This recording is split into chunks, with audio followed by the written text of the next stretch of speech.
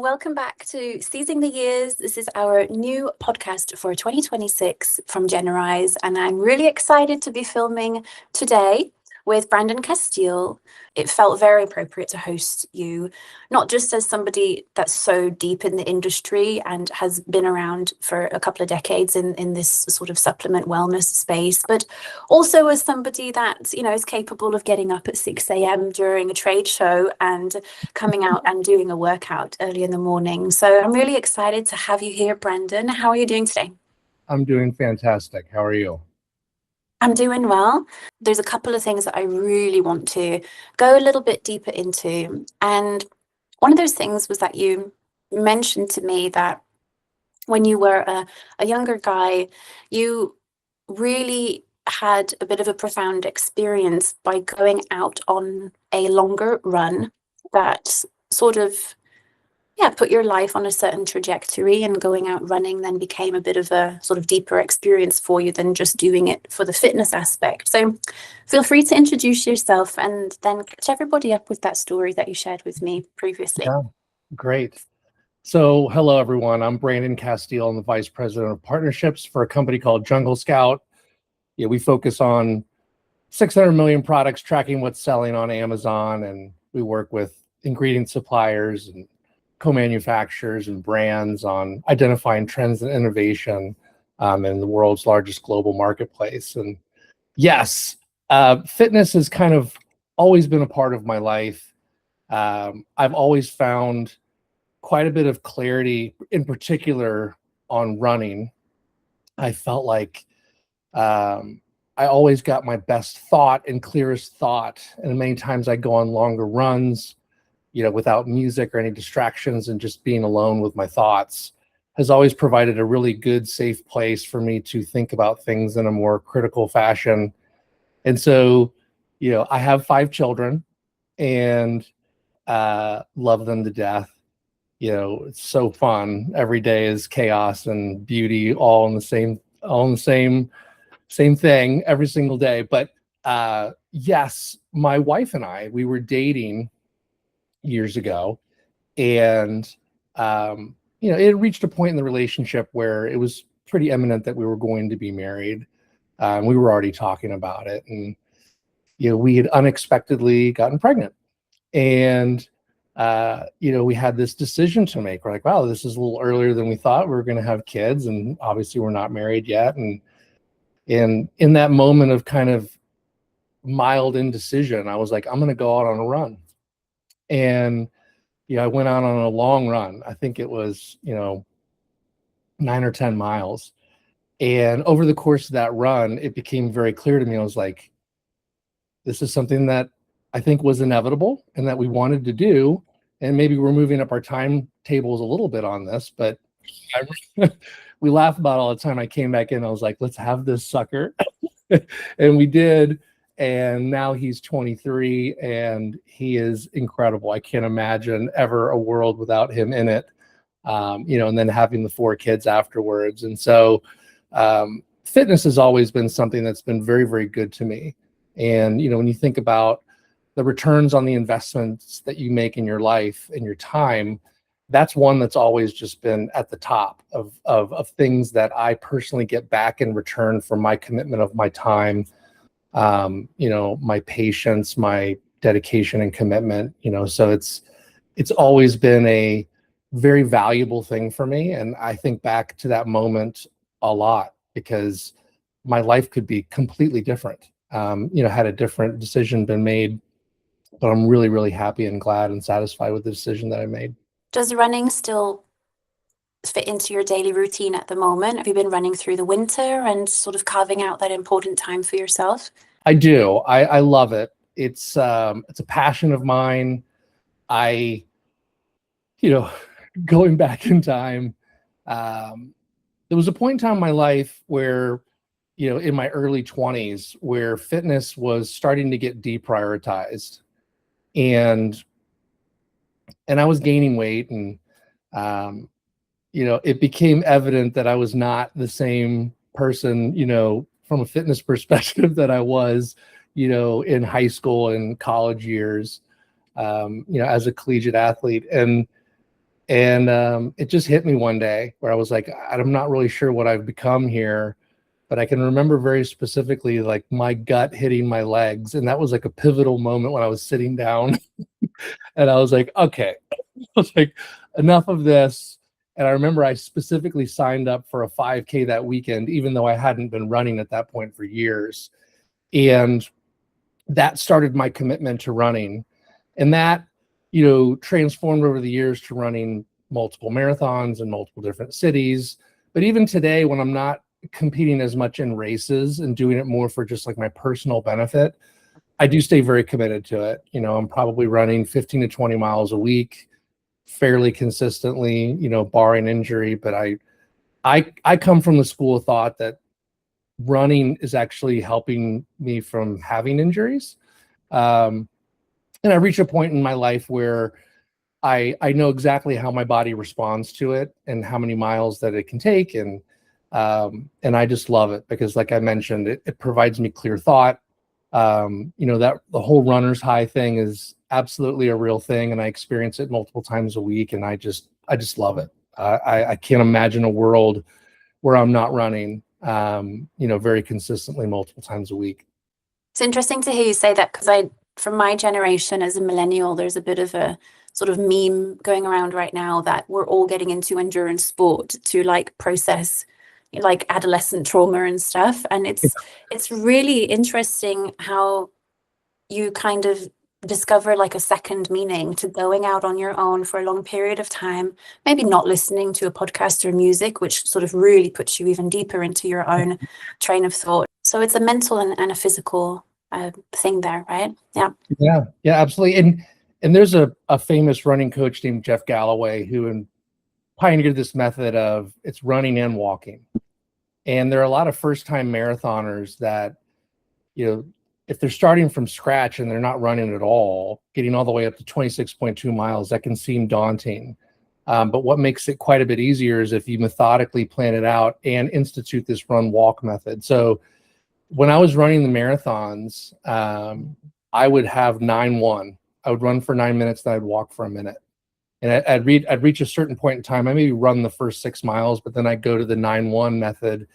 And it's amazing how much your body can help recover in that 1 minute of walking. And there's been countless people that I've worked with or friends that have talked to me about running. And that's one of the number one things that I talk to them about is this run walk method can really extend the amount of time and the distances that you can run. And you can really surprise yourself and shatter paradigms that you have in your brain of how long can I really run and how hard is it going to be on my body, etc. Yeah, I love that. And I've interviewed somebody before who mentioned that coach. I need to look this guy up because I'm not like familiar with his name. Keeps popping up for me, so I'll make a mental note. You used the word paradigm a couple of minutes ago, and it ties in so beautifully with where I want to kind of take this next part of the conversation, which is about having like limited perceptions about what is possible for you. What do you think is the most limiting paradigm specifically to the concept of aging and healthy aging and longevity that consumers or just mainstream people are struggling with today when it comes to sort of health and what have you? What do you think sort of, because on the one hand, we've got all of this fringe sort of Brian Johnson style stuff that's making us feel like we're going to live to be 200. But then there's also the reality of that on the flip side. So where do you think the middle ground is? And can people shift their paradigms a little bit to sort of stretch out their health span a little? Yeah, I mean, I think people in general are more modest than we would like to think. And as a result, and they're more self-deprecating than we realize. And what I think I see most frequently out there in this world of paradigms in relation to fitness is we tend to gravitate towards the bad stories or the darker side of fitness, where it's like, I heard of someone who started playing pickleball and then, ruptured their ACL and then they had this terrible surgery and recovery from it. And, instead of talking about, things that are very positive, I ran 1 mile longer than I've ever run this last week. I mean, people don't have a tendency to talk about that as much. And so I think what happens is people have a tendency to lay their own landmines when it comes to what is possible for them, and say, running's going to be too hard on my body, or tennis is going to be too hard on my body, or I can't really run, a trail run up a mountain. Like, that's just not something that my body is equipped to handle right now. And I'm a big believer in putting yourself into situations that either A, you're uncomfortable, or B, you're unsure of what you're capable of. And I've been fortunate enough to be in environments personally and professionally where, I've had those opportunities. One of the things that was really interesting for me is, I had 2 ruptured discs at one point in time. This was probably 15, 20 years ago. And it was debilitating nerve pain. I actually ended up having to get an epidural. I'm one of the few gentlemen, you've probably ever met that has had an epidural. But I had to have an epidural because the pain was so severe. And that doctor said, "Hey, I'm just curious, how much core strength do you deploy into your fitness routine?" And at that time I was like, really don't. He goes, "I think you'd be well served to do that."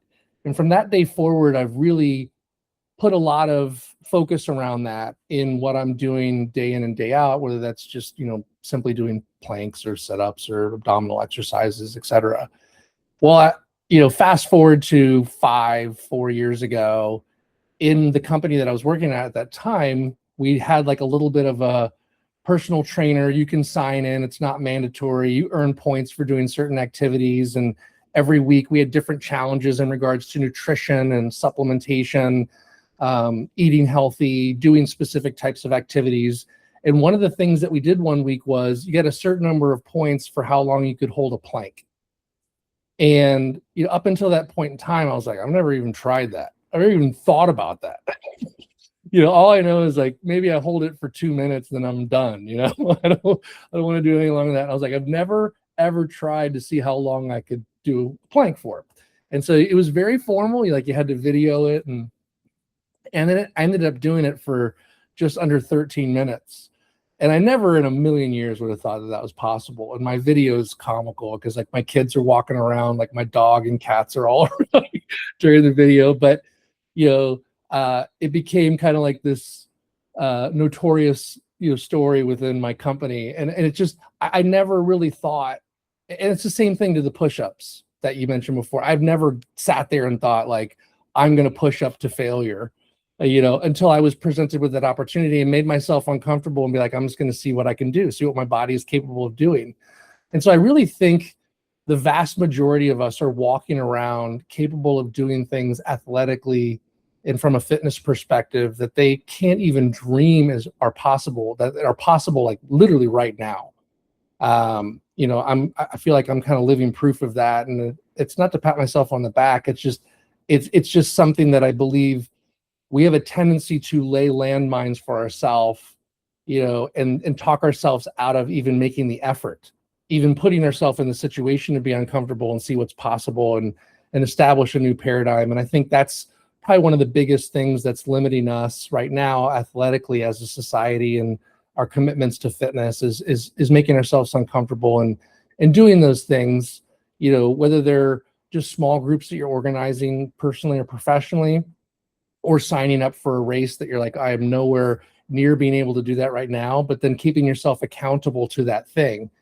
Because I can remember in advance of that push-up contest, I was like, I'm not going to go in there and look dumb. I want to actually practice. And so I did. I practiced just like I would for a marathon. You can't really show up on marathon day not having, committed to the longer runs and knowing how your body's going to adjust to running those longer distances. And so it forces that accountability, that preparedness, knowing how your body will respond, but then there's always this mental level that kicks in that you're not even really sure what's possible until you're put in that situation. And so I'm a big believer in that. One of the first comments I made to my husband when I watched the Expo Fit recap video was that if I saw you not doing push-ups, and this is very judgmental of me, but we do this, you have this like long, lean runner's physique. And so you were not even the most broad-shouldered person that participated. And so I think it's also we kind of self I don't know, we kind of like think we know what we would be good at based on things like, oh, I'm kind of skinny, I don't think I'd be able to do 70 push-ups. And so you associate that with people that, you know, are maybe a bit more heavy on top or what have you. And so are you then quite a big advocate for like organized events and community group things around fitness? Would you say that that is a really good thing for people to join and sign up and commit and kind of be a part of a group for accountability? Without question. And I think there's multiple dimensions to that. You know, one is, I think, just accountability as a foundation, you know, to where like when you make that commitment to say on this date, I'm going to be doing this thing, you know, it's in our nature to want to be in the best position to, you know, have success on that day. And then I think there's different variants of that too. So in our neighborhood, you know, there's a tragic story of a son for one of our neighbors who took his own life, and it was due to a mental health issue, you know, disease that he had. And so that's always a annual fundraiser, 5K in our neighborhood. And so a lot of times it's just like overarching community, like 90% of the people that show up for that don't even run at all. They just walk the 5K. It's just a show of support. It's a show of awareness. A lot of good can be done in relation to, you know, having these be fundraising events, awareness-based events. But then I can think back, like in my 20s, having curiosity around, like I'm seeing, you know, these shows like Survivor or introducing this concept of like adventure races and you doing things that you've never done before and obstacles and grabbing a couple people that are close to you and like, let's do this together. And they're like, oh yeah, let's do this. And, you know, and the stories and the memories that you generate in correlation to that you talk about literally for the rest of your life. Like, remember that. I have a time that I did an adventure race where we had to go like army crawl underneath barbed wire. And that really wasn't even one of the more difficult obstacles, but all of us got chiggers as a result. And we still talk about that to this day, you know, how funny that was. You know, and none of us admitted it till days later. We're like, because we weren't really sure what it was. And then we were just covered in them. But it's just, to me, it is communal. It creates awareness. It creates accountability. It creates memories. It's an excellent way for you to put something on the calendar to stay accountable to, you know, and I really, really am a firm believer in that. There's still friends that I have that I would deem more of like my fitness friends, you know, than how I would hang out with them socially, you know.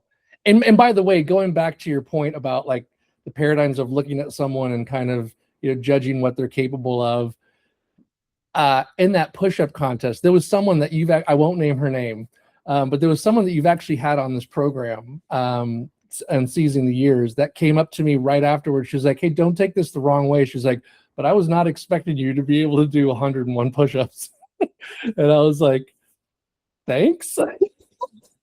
You know, but I think that is exactly the point. It's like, you know, these paradigms, you know, we can put on ourselves and others. And it's all about getting ourselves in situations to break those.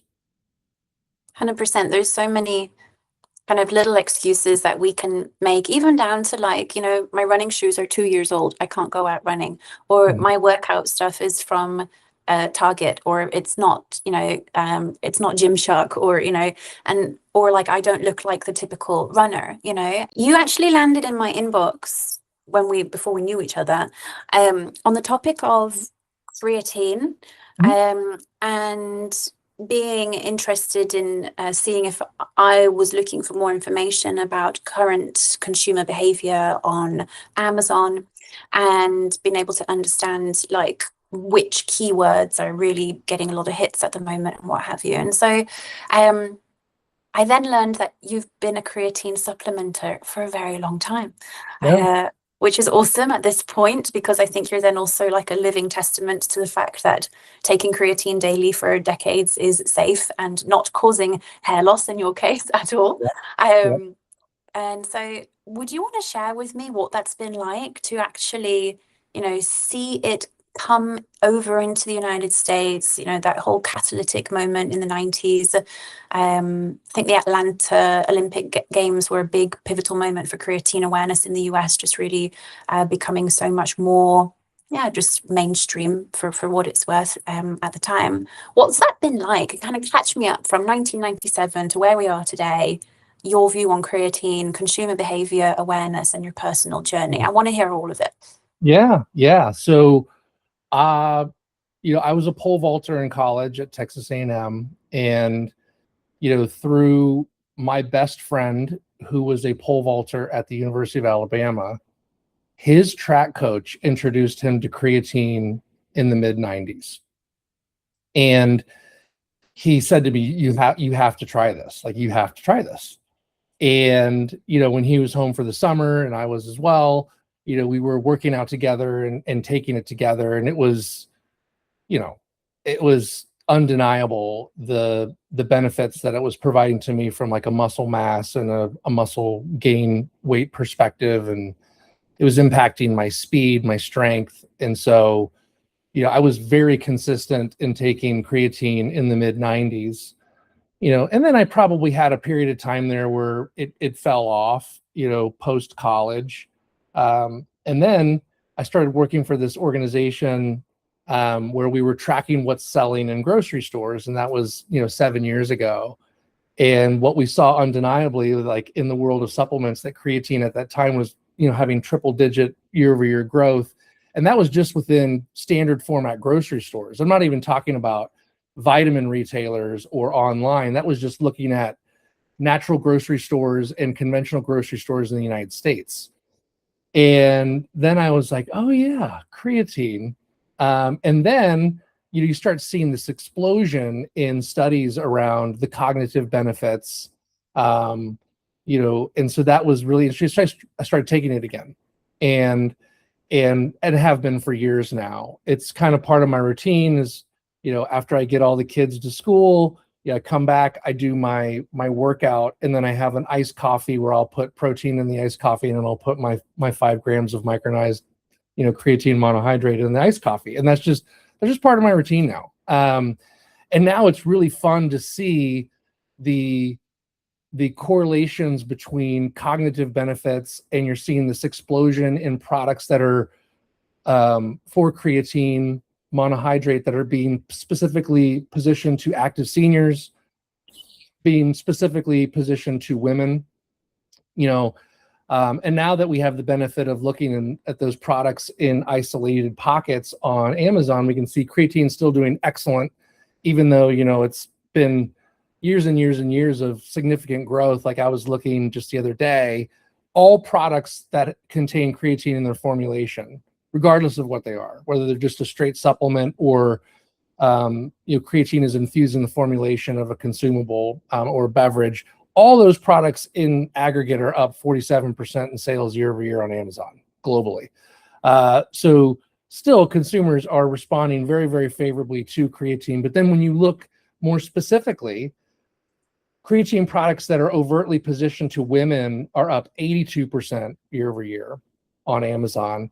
And then creatine products that are either overtly or at least mildly positioned towards the cognitive side, and more so like the active seniors niche of the athletic world, those products are up 91%.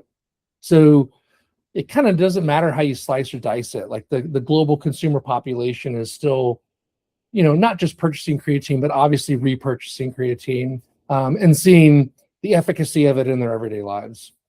Do you have any tips for any consumers listening or any sort of first-time buyers, like how to navigate Amazon from the shopper side and actually make a decision that's going to be worth your money, but also actually good for your health. Do you have any tips on that side? It's not planned in the questions, but I thought you might have some interesting insights on that. No, I've got a couple perspectives on this. I think number one, Amazon realized a couple years back that this is something that they have an inherent responsibility. They don't want to be the entity that's just listing products and they have no idea, if it's what it's stated to be. And so they began instituting, and this varies by marketplace around the world, but they've begun to institute a series of checks and balances around third-party testing in relation to supplements. And so I think that that's certainly helping. Like, is it perfect? No, it'll never be perfect. You hear stories about, once they pass the test, like how often are they retesting? So you're hearing a lot of conversation around that.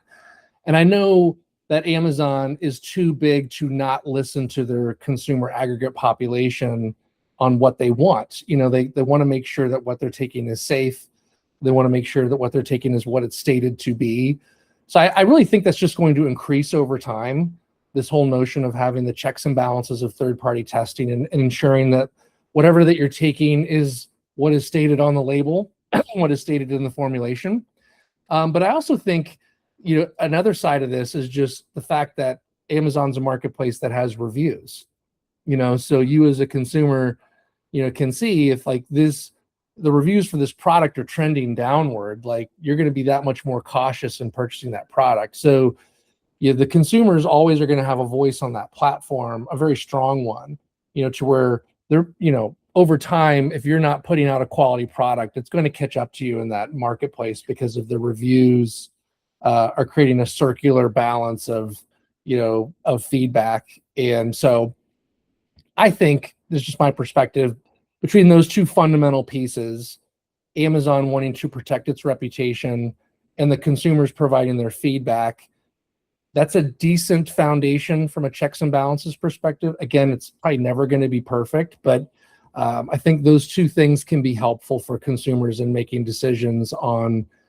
purchasing supplements, whether it's creatine or anything else on that platform.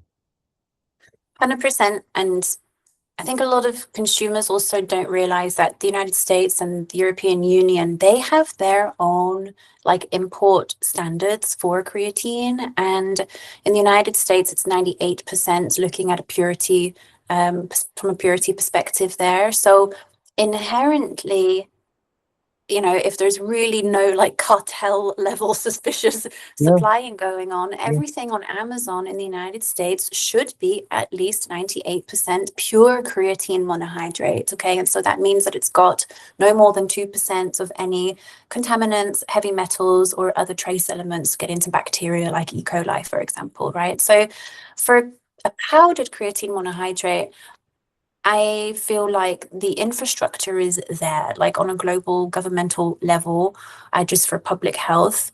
Probably the biggest sort of gray area in the last year has been creatine gummies and formats that are not held to the same standards because it's an end product. It's also a new format. I think Create from Dan and Sienna was the first creatine gummy out there. And so then you have to have some time where the retailers and the regulators are catching up in terms of hey, what's the standard here for a viable, efficacious gummy? Yeah.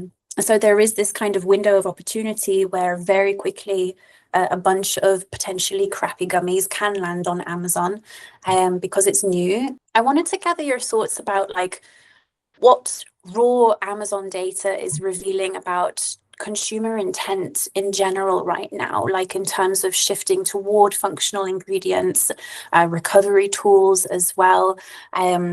Is it really, does the data that you work with on a daily basis really support this sort of cultural shift that we think is happening? Is it real? Are people really starting to spend more on fitness stuff, healthy ingredients, supplements, and all of that? Or is it not actually factual based on what you guys work with? The evidence is undeniable. Functional ingredients are making their way into more and more consumables. And so, what we have a tendency to see in analyzing the data at Jungle Scout is, you see functional ingredients break through primarily in supplements, and in many cases, like a pure form of that supplement, and that functional ingredient, where it's like it's just that ingredient as a supplement.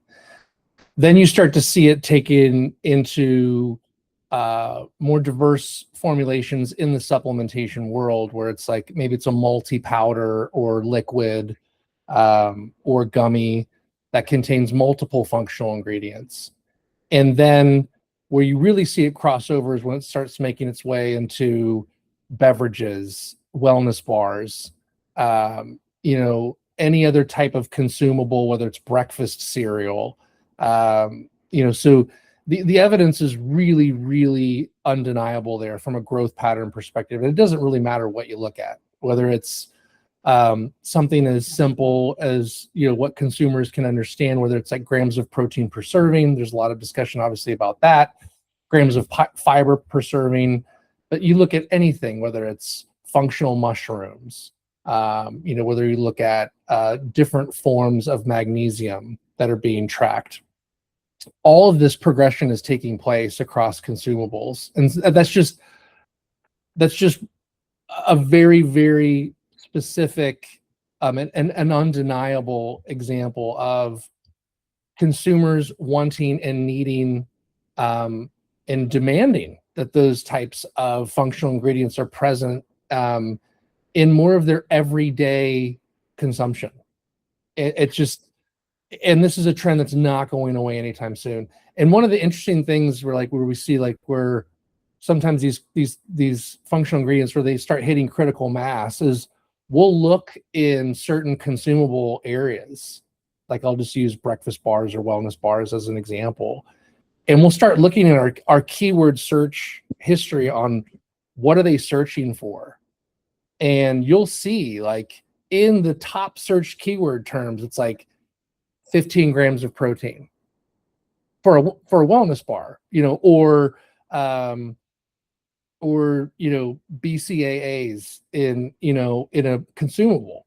And so that's when there's more of a critical mass and an understanding of I'm looking for this very specific functional ingredient in this type of product. And the keyword search history that we track at Jungle Scout can be really interesting on that regard, because a lot of times companies, whether they're business-to-business ingredient suppliers or co-manufacturers or large CPG organizations, they'll use that data to help think about things from an R&D perspective, all the way to the go-to-market messaging on what should I put on the label that's front and center that consumers are gravitating towards when they're trying to search for these products on the world's largest global retailer platform. So it's really fun to be kind of in the throes of that conversation, to say what are the root causes driving consumer purchase behavior? And you can narrow that down in a number of ways, but a lot of times it's narrowing down to how do I highlight, or why should I highlight a particular functional ingredient in relation to those consumer purchase search patterns and purchase patterns on Amazon. Yeah, I mean, even your example of your daily dose of creatine being in your iced coffee, it's why are you doing that? Well, okay, because it's a moment of ritual and joy and something tasty. And it's fascinating to me. And do you talk to your kids about creatine? Do your older kids in their teens and early 20s actually supplement with creatine? How do you manage that? And how are you encouraging them to kind of, besides the birthday hikes and taking everybody offline and outside, how are you managing that? And do you have any tips for parents listening maybe around being a good example? Yeah, so this is almost kind of like a chicken or the egg question for me and my particular family, because my kids grew up always watching my wife and I exercise, and so they just kind of saw and experienced this is just kind of what you do. And so there's no denying that likely had some level of influence. My 20-year-old son, for his holiday gift, his number one holiday gift, I was like, what do you want? And he goes, I want micronized creatine monohydrate. And I was like, that's your big gift? He's like, Dad, yeah. He's like, I want like the biggest possible container of it. I was like, okay, it's like, I don't even What did you just went like straight to the supplier and ordered him like a 20 metric ton container? I just thought of a big old thing of it, and so it's interesting now they're bringing stuff to me. They're sending me recipes with certain macros. My daughter's doing that too. So again, they have watched this commitment to fitness. It is now part of their everyday lives. And look, I'll be the first to say, like, I am inherently flawed when it comes to my nutrition. Like, I try to eat well, but do I eat things occasionally that I know are just awful yes, I do. I indulge, but I try to do that with like intention, where it's like maybe, a few times a week, or maybe only one time a day. And like, maybe the portion size is smaller. Yeah. Like the other day, my mom was in town and like, I got ice cream. It's great, but they watch and see overall, like what I'm cooking for dinner at night is like lean protein with vegetables, with healthy starches and carbohydrates, and trying to have a nice mix of stuff. And so they've seen that, eaten that. That's just become a part of what they do. And then they've kind of gotten hooked on it themselves, their own commitments to fitness. And then you can't deny the fact that there's this explosion of influence out there in social media around these topics. The foundation is there for them. They might stray, and at college everybody is eating their pot noodles and drinking too much. So but the foundation is there. And so yeah, what's fun about today's society and us just becoming more cognizant, and having more of who you interact with on a day-to-day basis, be more in the loop on better for you products just in general. Case in point is my mother. She's 84 years old. I watched her grow up my entire life, hardly ever exercising, hardly ever drinking any water, watching her eat like an Entenmann's coffee cake as like a meal, and never really being particularly overweight, but never really being committed to her fitness. You fast forward to today, within the last few years, she got on a GLP-1 regimen, and I know there's a lot of polarizing opinions about that. But one of the nicest offsets of that is I was in her place in Dallas, and I opened up a refrigerator and I saw protein shakes, and I go, "Mom, like, what is this?" And she's like, "Oh, like my doctor told me, I need to increase my protein, otherwise, I'll lose my muscle." And I was just like, oh my God, and her telling me things like, my doctor talked to me about creatine. My doctor talked to me about incorporating more fiber and protein into my diet, while I'm on this. And now she's off it.